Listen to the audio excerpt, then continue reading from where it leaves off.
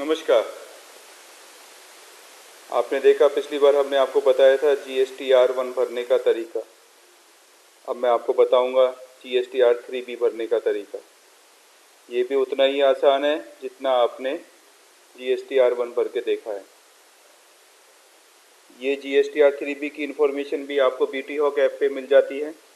BT hoc app में आपको जो इन्फॉर्मेशन मिलेगी, आप उसको सेल और परचेज एक बार आप चेक कर लें।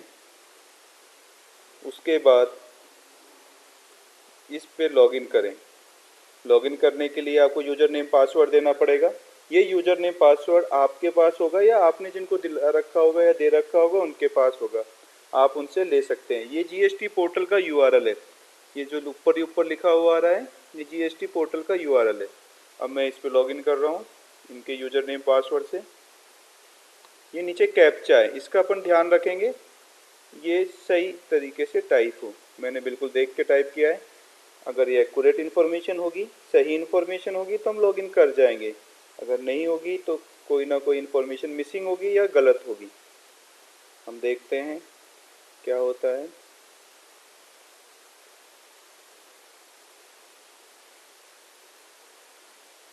ये इन्फॉर्मेशन गलत थी।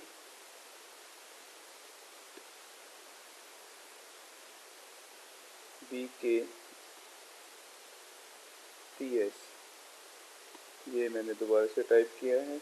मैंने यूज़र नेम गलत डाला था। 623533।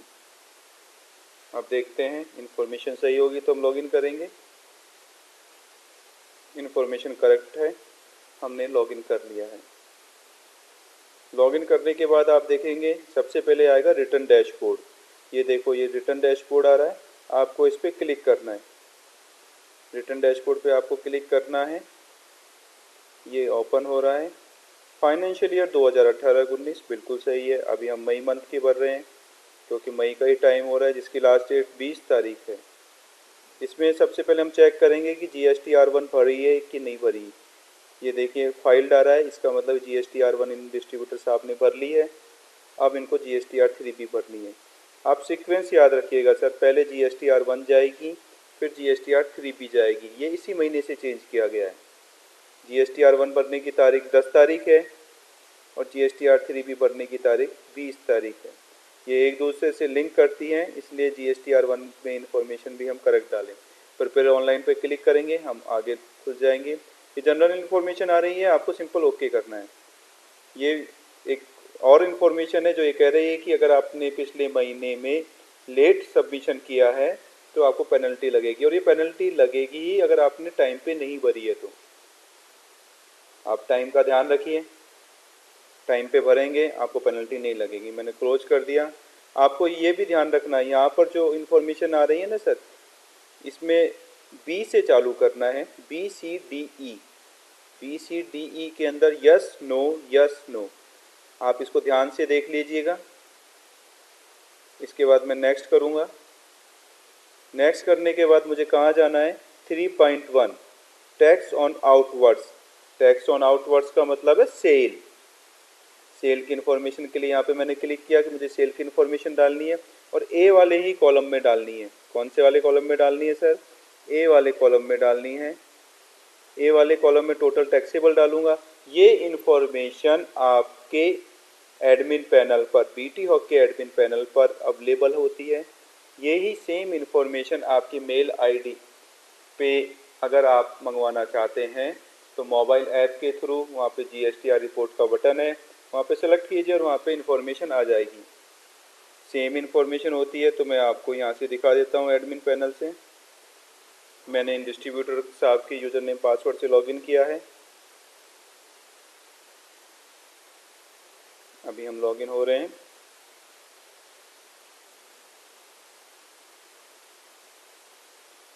हम BT हॉक की एडमिन पैनल पे लॉगिन कर लिया है हमने।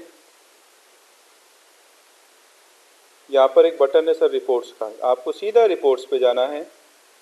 रिपोर्ट्स पे GSTR रजिस्टर, ये देख रहे हैं ना, पहला ही पहला GSTR रजिस्टर, इस पर क्लिक करना है। ईयर और मंथ सेलेक्ट करना है 2018 और यहाँ से आपको क्या सेलेक्ट करना है, मई। ये क्लिक किया, क्लिक करेंगे तो देखो पहली पहली आ रही है GSTR3B, दिखाई दे गई आपको। सेल टैक्सेबल, आपको यहाँ से सेल टैक्सेबल उठानी है। ये आ रहा है 4,26,081 रुपये 68 पैसे, 4,26,081 रुपये। टोटल टैक्सेबल वैल्यू 4,26,081 रुपये 68 पैसे था। देख लेते हैं एक बार, अपन ने गलत तो नहीं देखा है। 68 पैसे बिल्कुल ठीक है। इसके बाद टैक्स है 38,345 रुपये 66 पैसे, 38,345 रुपये 66 पैसे। देखो ये सेंट्रल टैक्स में जाएगा और स्टेट टैक्स में जाएगा। एक जगह टाइप करेंगे दूसरी जगह ऑटोमेटिकली आ जाएगा। आपको सिंपल यहाँ पे ये देखनी है वैल्यू ठीक है, यहाँ से चेक कीजिए taxable CGST SGST, okay okay done. आपने यहाँ देखिए बरोबर, आप यहाँ से कंफर्म करेंगे, कंफर्म करेंगे ये डेटा सेव हो जाएगा। एलिजिबल ITC यानी परचेज, ITC इनवर्ड यानी परचेज, इस पर क्लिक करेंगे। यहाँ पर जो 5 नंबर का कॉलम है ऑल अदर ITC, आपको सीधा वहाँ पे जाना है और सेंट्रल टैक्स में डाल देना है। क्या डालने देना है, ये जो वैल्यू आ रही है 33,278 रुपये 53 पैसे, 33,278 रुपये 53 पैसे, 33,278 रुपये 53 पैसे। ये इन्फॉर्मेशन यहाँ से डालेंगे और यहाँ से आप कंफर्म कर देंगे। ये आपने कंफर्म किया, करेक्ट है सर। मैं एक बार देख लेता हूँ ठीक है क्या, बिल्कुल ठीक है, करेक्ट है, ये भी इन्फॉर्मेशन करेक्ट है। अब आपको क्या करना है sir, save GSTR3B, save GSTR3B किया। नेक्स्ट आएगा proceed to payment, proceed to payment पे क्लिक करेंगे। उससे पहले मैं ये आपको यहाँ पर ही कंप्लीट हो जाएगा प्रोसीड टू पेमेंट। अगर आपके पास लेजर में पैसा पड़ा होगा तो वहाँ से एडजस्ट हो जाएगा, यानी इनपुट पड़ा होगा, नहीं पड़ा होगा तो आपको चालान क्रिएट करना पड़ेगा। उस चालान को आप डायरेक्ट नेफ्ट भी कर सकते हैं, ठीक है सर। नेफ्ट करके आप पेमेंट कर सकते हैं। प्रोसीड टू पेमेंट के बाद आपको आएगा फाइल रिटर्न। क्या आएगा सर, फाइल रिटर्न। आपको वो फाइल रिटर्न वहाँ से करनी है। आपको समझ में आ गया होगा। जैसा कि मैंने आपको बताया, यहाँ पर आप बटन है प्रोसीड टू पेमेंट का, मैं इस प्रोसीड टू पेमेंट पे क्लिक करूँगा। अगर कोई सेटलमेंट होगा तो यहाँ से सेटलमेंट होएगा। प्रोसीड टू पेमेंट पे क्लिक किया है, मैं नीचे आ रहा हूँ। यहाँ पे आ रहा है make payment post credit to ledger, मैं मेक पेमेंट पे क्लिक करूँगा।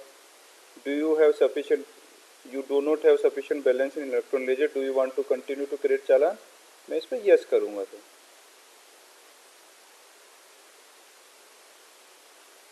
इनको 1000 रुपये का पेनल्टी लगा हुआ है सर, देखिए ये 1000 रुपये का पेनल्टी है। इस पेनल्टी को अब ये अपनी सुविधा से कैसे भरना चाहते हैं, ओवर द काउंटर पे क्लिक करेंगे तो यहाँ पर काउंटर से आएगा कैश, चेक, डिमांड ड्राफ्ट। ये देखो मोड आ रहे हैं, ये आप यहाँ पे बना लेंगे। जनरली SBI में होता है, SBI का बैंक का नाम डालेंगे, कैश, चेक, डिमांड ड्राफ्ट, जिस भी मोड से आप करना चाहें वो यहाँ से कर सकते हैं। ई पेमेंट, ई पेमेंट पे क्लिक करेंगे, जनरेट चालान होगा और आपको बैंक की साइट पे ले जाएगा। जौन सी भी बैंक आप सेलेक्ट करेंगे, आपको नेफ्ट करना है, वहाँ पे जाके नेफ्ट कीजिए। वो अमाउंट आपका 15 से 20 मिनट में इसके अंदर आ जाएगा, रिफ्लेक्ट हो जाएगा और वहाँ से आप फाइल रिटर्न कर देंगे। क्या कर देंगे सर, वहाँ से आप फाइल रिटर्न कर देंगे। फाइल रिटर्न करेंगे तो आपके नंबर पे OTP आएगा और OTP डाल के आपका फाइल सबमिशन हो जाएगा। धन्यवाद। हम उम्मीद करते हैं इसकी मदद से आप GSTR3B बहुत आसानी से भर सकते हैं। ये एक वीडियो है आपको काम करने का तरीका बताने के लिए। आप जब करेंगे तो आपको और भी आसान लगेगा। Thank you. अब मैं आपको बताता हूँ आपके लेजर बैलेंस चेक करने का तरीका। आप GST पोर्टल पे जाएंगे तो आपको यहाँ पे लेजर बैलेंस दिखाई देगी। ये लेजर बैलेंस देखिए, आपको ये शो कर रही है कि आपकी इलेक्ट्रॉनिक कैश लेजर आपका कैश अकाउंट 600 रुपये आपका जमा है। इलेक्ट्रॉनिक क्रेडिट लेजर वो लेजर होती है जो आपका इनपुट होता है। आप देखिए आपका इनपुट 17,295 और 17,295, इन दोनों का टोटल आपके यहाँ पर जमा किया हुआ है। ये इलेक्ट्रॉनिक कैश लेजर देखने का तरीका है। आप फाइल रिटर्न पे क्लिक करेंगे तो वापस वहीं पे चले जाएंगे रिटर्न डैशबोर्ड पर। दोबारा से लेजर देखना है तो यहाँ पर डैशबोर्ड पे क्लिक करेंगे तो ये दोबारा से डैशबोर्ड पे क्लिक करते ही लेजर आ गई। आप इसको डाउनलोड भी कर सकते हैं अपनी सुविधा के लिए। फाइल रिटर्न पे जाएंगे, फाइल रिटर्न यहाँ पे से आपको दिखाई दे रही है, मई का था, ये हमने प्रिपेयर ऑनलाइन कर था, ये सब हमने किया हुआ है, आपको पता ही है। क्लोज 20 तारीख जैसे आपको पता ही है GSTR 3B की लास्ट डेट होती है। ये हमने भरा हुआ है। यहाँ से प्रोसीड टू पेमेंट पे जाएंगे, प्रोसीड टू पेमेंट पे जाएंगे।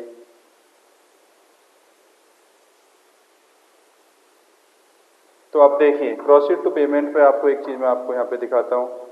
ये देखिए ये आपका टैक्स जो आपकी सेल पे बना है, ये जो आपकी परचेज पे बना है, दिखाई दे रहा है।